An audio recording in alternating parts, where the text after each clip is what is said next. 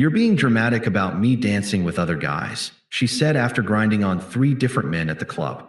I left her there, packed her things, and changed the locks that same night. She came home hungover the next morning to find all her stuff by the door and a note. "Dance with whoever you want. Just not in my apartment anymore." Hey viewers, before we move on to the video, please make sure to subscribe to the channel and hit the like button if you want to see more stories like this. Thanks. I think deep down, I always knew I was the safe option for Qley. I was the guy who paid the rent on our 2-bedroom apartment in the city. I was the guy who made sure her car insurance was renewed on time, who cooked dinner when she was tired, and who listened to her vent about her dead-end marketing job for hours without complaining. I was stable. I was reliable. And according to Qley, I was sweet. But in the modern dating world, sweet is often just a polite synonym for boring. Qley was 24, 5 years younger than me, and she was terrified of missing out. She had this frantic energy about her, a constant need to be perceived, validated, and desired by strangers. She lived her life through the lens of Instagram stories and TikTok trends. When we were alone in the apartment, things were great. She was affectionate, funny, and grounded. But the moment we stepped into public, or the moment she got around her single friends, she shifted. She became a performer, and I was just a prop she dragged along to hold her purse while she shined. The friction had been building for months. It was small things at first. She'd post thirst traps on social media, photos of her in bikinis I'd never seen, captioned with lyrics about being untamable. When I asked her about it, she'd roll her eyes. "It's just for the algorithm, Mark. You're so insecure. It's not like I'm actually doing anything with these guys in the DMs." I let it slide. I wanted to be the cool, supportive boyfriend. I didn't want to be the controlling older guy stifling her youth. I swallowed my gut instinct, which was screaming that a woman in a committed relationship shouldn't be soliciting attention from hundreds of random men. Then came Jessica. Jessica was Qley's best friend from college, newly single after getting dumped by a finance bro, and on a warpath to reclaim her hot girl summer in the middle of October. Jessica was toxic. She was the kind of miserable person who needed everyone around her to be miserable too, just so she didn't feel alone in her chaos. "You have to come out with us tonight," Qley said, standing in the doorway of our bathroom while I shaved. It was Friday night. I had worked a 60-hour week at the logistics firm I managed. All I wanted was takeout and a movie. "Babe, I'm beat," I said, rinsing the razor. "Can't you and Jessica just go? I trust you." "No, you have to come," she whined, putting on her puppy dog face. "Jessica says you never come out anymore. She thinks you're controlling me by keeping me at home. Plus, it's a new club downtown. VIP entry. Please, just for a few hours. I want to show you off." That was the hook. She wanted to show me off. Or so she said. I sighed, looking at my tired reflection in the mirror. I loved her. I really did. And I convinced myself that maybe I was being a bit of a hermit. Maybe I did need to put in more effort to fit into her world. "Fine," I said, "but I'm driving, and we're not staying until 4 a.m. She squealed, hugged me tight, and ran off to get ready. She spent 2 hours on her hair and makeup. She put on a dress that was less of a garment and more of a suggestion, tight, black, and cut dangerously low. She looked incredible, objectively. But as we walked to the car, I noticed she was already texting Jessica furiously, a smirk on her face that I couldn't quite read. I didn't know it then, but I was driving myself to my own execution. The club was called Verdict, which feels ironic in hindsight. It was exactly the kind of place I hated, subterranean, smelling of expensive cologne and cheap desperation, with bass so heavy it rattled your teeth. The air was thick with fog and sweat. The moment we walked past the bouncer and into the main room, Qley underwent a transformation. It was instantaneous. She dropped my hand. Her posture changed from relaxed to arched and poised. She wasn't walking. She was prowling. We met up with Jessica and 2 other girls I didn't know near the bar. Jessica looked me up and down with a sneer disguised as a smile. "Look who finally let himself off the leash," Jessica shouted over the music. "Haha," I said, forcing a smile. "Good to see you too, Jess." Qley didn't defend me. She just grabbed a shot of tequila from the tray Jessica was holding, threw it back, and screamed, "Whoa," before pulling her friends toward the dance floor. "Coming?" she asked me, but she was already walking away. She didn't wait for an answer. I followed them, feeling like a chaperone at a high school prom. I stood on the edge of their circle, holding my beer, watching them dance. At first, it was fine. They were dancing with each other, laughing, taking selfies with the flash on. I relaxed a little. I nodded my head to the beat, trying to look like I was having a good time. Then the dynamic shifted. A group of guys, probably in their early 20s, wearing unbuttoned shirts and gold chains, drifted toward them. They were sharks smelling blood. Usually, this is where a girlfriend signals, "I'm taken." A glance at me, a hand on my arm, a polite step back. Qley did none of that. When a guy with bleached hair and a sleeve tattoo approached her, she didn't step back. She smiled. She flipped her hair. She turned around so her back was to him, and she started to move. I stiffened. I took a sip of my beer, tasting nothing but bile. She's just dancing, I told myself. Don't be the jealous guy. Don't be the guy Jessica says you are. But then the guy's hands went to her hips. I watched, frozen, as his hands settled on the waist of the woman I planned to propose to next year. And she didn't push them away. She leaned back into him. She ground against him, matching the rhythm of the heavy bass. He leaned down and whispered something in her ear, and she threw her head back and laughed. A loud, performative laugh that I knew was fake, but aimed at feeding his ego. I set my beer down on a nearby table. My heart wasn't racing. Surprisingly, my pulse had slowed down. A cold, numbing clarity was washing over me. I walked into the middle of the dance floor. I tapped Qley on the shoulder. She spun around, looking annoyed that her performance had been interrupted. Her eyes were glazed, pupil dilated. "What?" she mouthed. "Can we talk?" I shouted over the noise, gesturing toward the quieter area near the bar. She huffed, rolled her eyes at the guy she was grinding on, as if to say, "Can you believe this?" and followed me. When we got to the edge of the floor, I turned to her. I tried to keep my voice even. "Qley, you're grinding on that guy. His hands were all over you. That's not cool. I'm standing right there." She looked at me with genuine, baffling condescension. She crossed her arms, pushing her chest up, looking around to see if anyone was watching us fight. "Oh my God, Mark," she said, her voice dripping with irritation. "We are just dancing. It's a club. That's what people do here. Why do you have to make everything so weird?" "I'm not making it weird," I said, my voice dropping an octave. "I'm asking you to respect our relationship. You're rubbing your ass against a stranger's crotch while your boyfriend watches. In what world is that okay?" She stepped closer, getting in my face. I could smell the tequila on her breath. "You are being so dramatic," she spat out. "It's harmless fun. I'm allowed to have fun, Mark. I'm not a nun. You're embarrassing me in front of my friends. You're just insecure because you don't know how to let loose." "I'm insecure?" I asked, a dark amusement bubbling up in my chest. "Yes. You're suffocating me." She threw her hands up. "If you can't handle me dancing, then maybe you should just go stand in the corner and wait until I'm done. Or go home. I don't care. But stop ruining my night." I looked at her. I really looked at her. I saw the smeared eyeliner. I saw the desperate need for validation in her eyes. I saw the way she kept glancing back toward the dance floor, terrified that the bleached hair guy might lose interest if she was gone too long. I realized in that second that she didn't love me. She loved the safety I provided. She loved the apartment. She loved the bills being paid. But she didn't respect me. And without respect, loyalty is just a waiting game until something better comes along. "Okay," I said. She blinked, surprised by my sudden surrender. "Okay, you're right," I said calmly. "I am being dramatic. You go have fun. Dance with whoever you want." A smug smile spread across her face. She thought she had won. She thought she had browbeaten me into submission, just like she always did. She thought I was going to go buy her a drink and stand in the corner like a good little puppy. "Thank you," she said, patting my cheek condescendingly. "Loosen up, babe. I'll come find you later." She turned around immediately, sashaying back toward the dance floor. I watched her go. I watched her walk straight up to the bleached hair guy. I watched her grab his lapels. And then, I watched her grind on him even harder than before, looking back at me for a split second to make sure I saw it. She was punishing me. She was showing me that she could do whatever she wanted, and I would take it. She began moving between 3 different guys in that circle, laughing, touching arms, letting them spin her around. She was in her element. She looked free. I checked my watch. It was 11:45 p.m. I didn't feel angry anymore.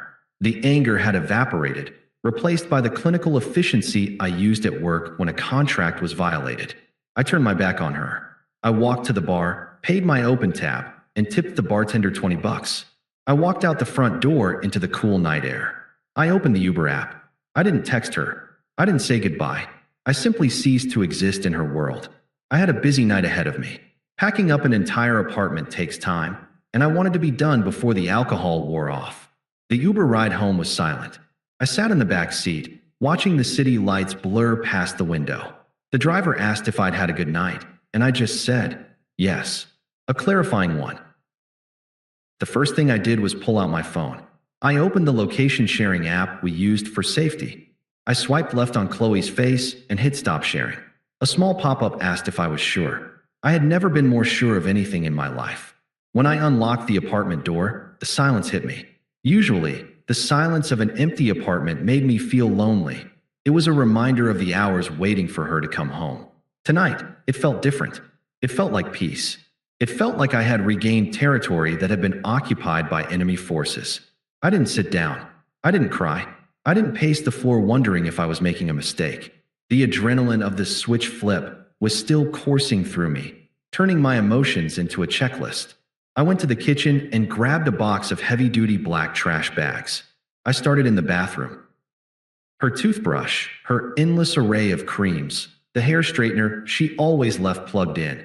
I swept them all into the bag with a clinical detachment.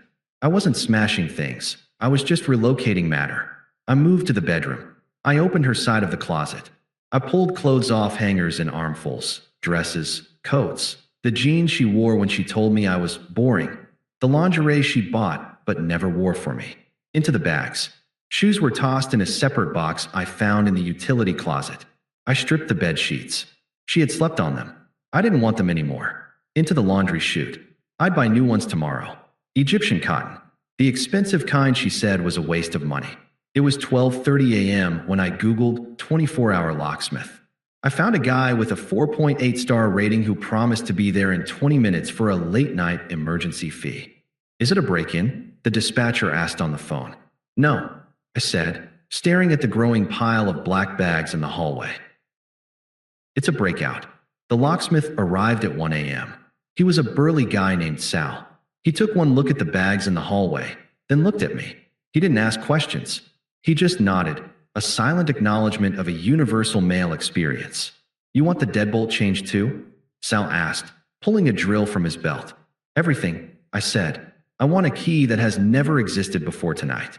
While Sal drilled out the core of the lock, a sound that was strangely soothing, like a dentist removing a rotten tooth, I finished the packing. I moved everything into the hallway of our building.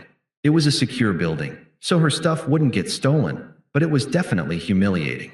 A mountain of black trash bags, 3 cardboard boxes, and a yoga mat leaning against the wall. I went back inside and grabbed a piece of printer paper and a thick Sharpie. I thought about writing a long letter explaining why.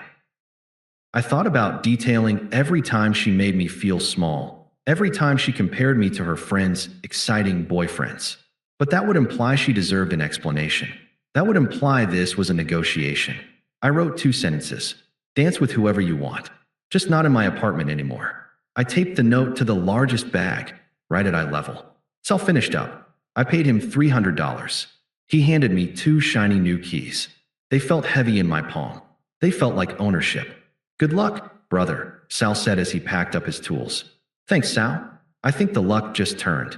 I locked the door from the inside, slid the chain into place, and poured myself a glass of whiskey. I sat in the living room for 10 minutes, enjoying the absolute stillness.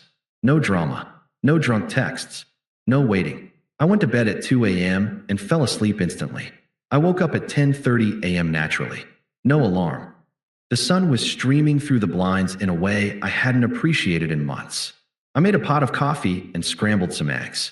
I ate breakfast at the table, listening to a podcast, completely unbothered by the fact that my ex-girlfriend was currently homeless.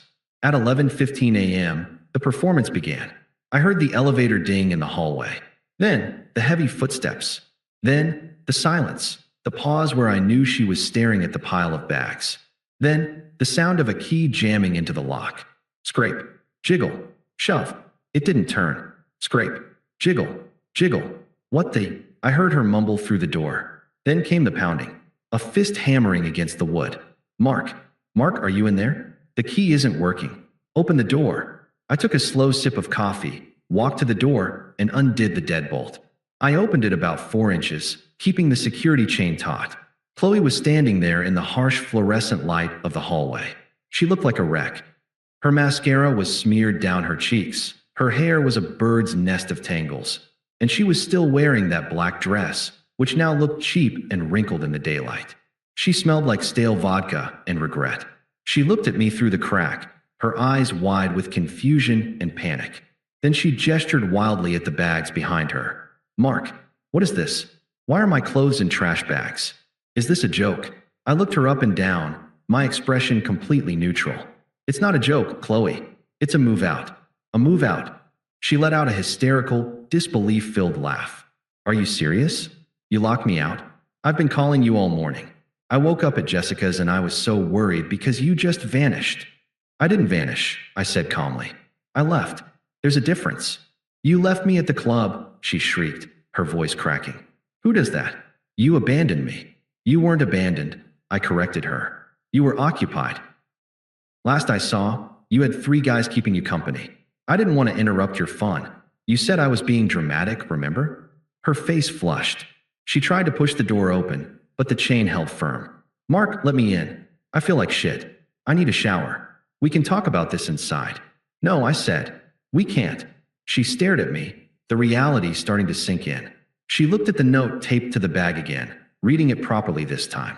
Tears started to well up in her eyes. The weaponized tears she always used when she needed to get her way. Babe, please, she whimpered, softening her voice.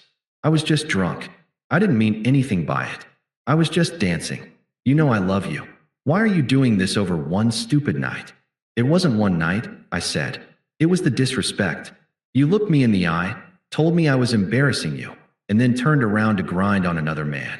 You made a choice, Qley. You chose the attention of strangers over my respect. I'm sorry, she cried, wiping her nose. I'm sorry, okay? I won't do it again. Just let me in. All my stuff is out here. My neighbors are going to see. They probably already have, I said. And you're right. All your stuff is out there. I made sure I got everything. Even the charger you left by the couch. Where am I supposed to go? She screamed, the sadness flipping back to anger instantly. I have nowhere to go. My parents are in Florida. Jessica's couch is tiny. You can't just kick me out. I live here. You lived here, I said, using the past tense deliberately. You lived here when you were my girlfriend. But my girlfriend wouldn't treat me like a backup plan in a nightclub. So, you must not be her. You are such an asshole, she spat, slamming her hand against the doorframe. Over dancing. You are an insecure, controlling, pathetic little man. Those guys last night were right about you. There it was. The mask slipped. I smiled. It wasn't a nice smile. If they were right, and they're so great, why don't you go ask one of them if you can crash at their place?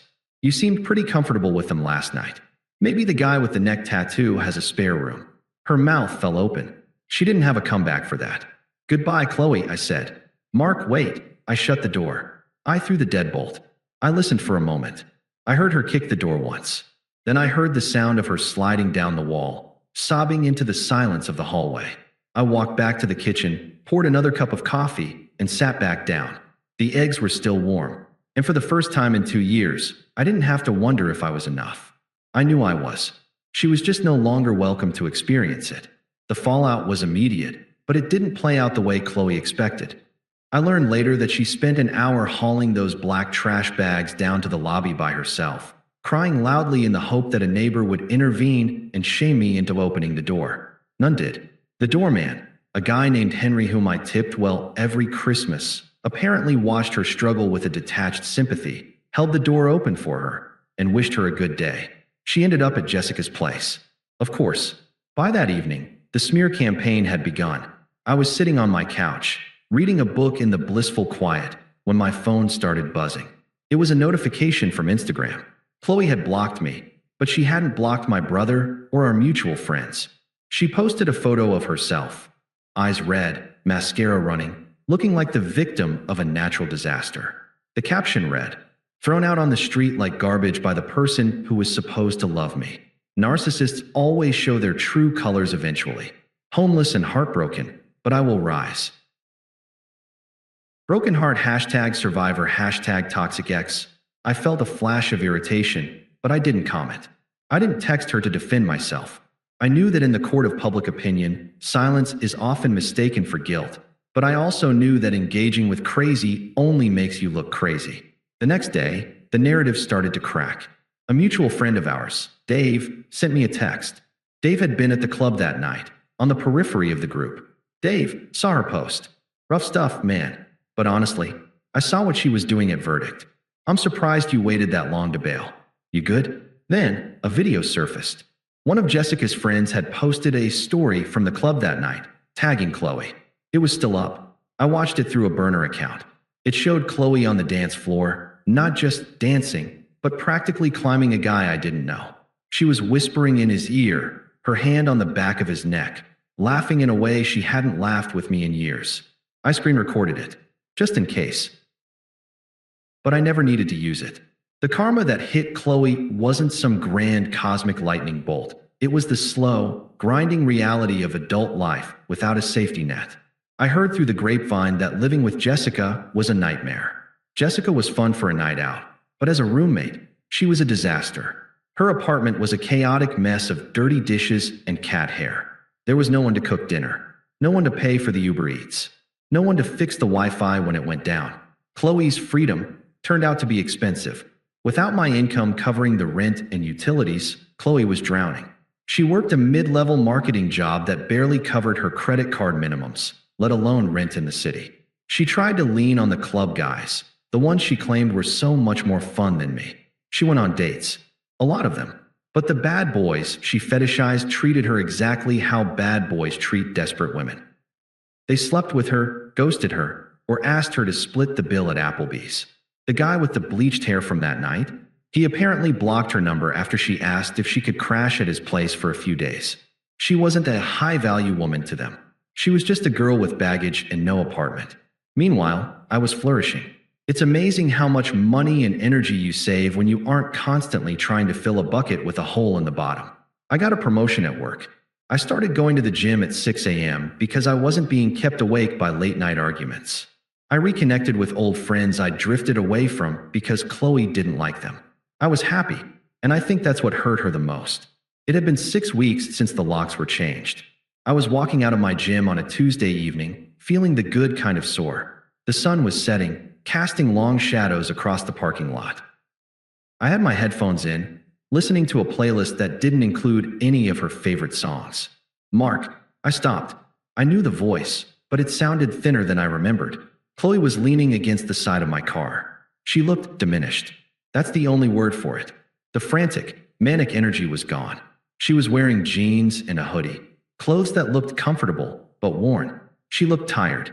Her roots were showing, and she wasn't wearing makeup. She looked like the girl I fell in love with 3 years ago, before the social media obsession took over. For a second, I felt a pang of phantom limb pain. The instinct to ask if she was okay, to offer to help. Then I remembered the guy's hands on her waist. The switch stayed flipped. I pulled my headphones out. "Qley, you're blocking my door." "I just wanted to talk," she said, her voice trembling slightly. She wasn't aggressive this time. She wasn't the girl banging on the door screaming about entitlement.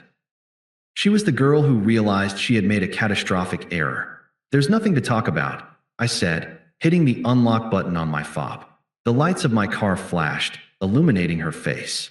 "Please, Mark, just 5 minutes." She stepped closer, invading my personal space. "I miss you. I miss us. Living with Jessica is a nightmare. I hate it. I hate my life right now."